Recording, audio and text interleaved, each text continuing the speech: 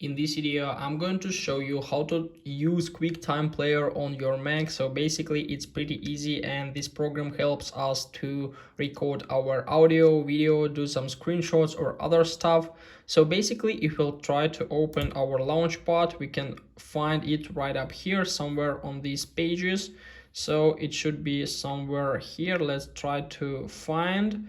We can just input in the search bar like QuickTime Player, and now we can just open it. So as you can see, basically nothing changed, but to deal with it, we just need to click on the QuickTime Player right up here, or just click on File here. So if we want to record our screen, we can just click on New Screen Recording, and here we have some options on our screen. We can just click here, choose the necessary microphone, choose the timer, choose the where will we like to save, and choose some other options.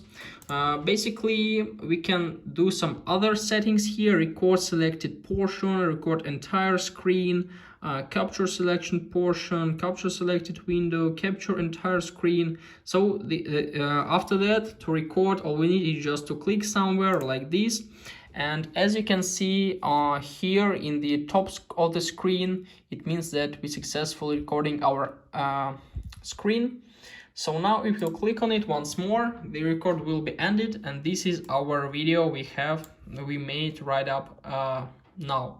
So this is the way how we can record our screen.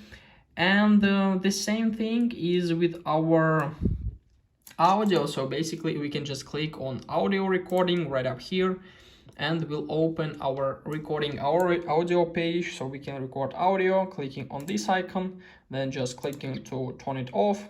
And yeah, if you close, it will like ask, do we want to keep this document? I want.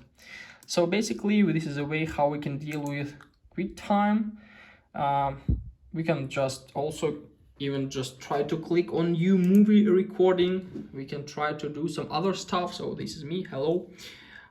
So basically, this is the way how we can deal with QuickTime Player on our Mac.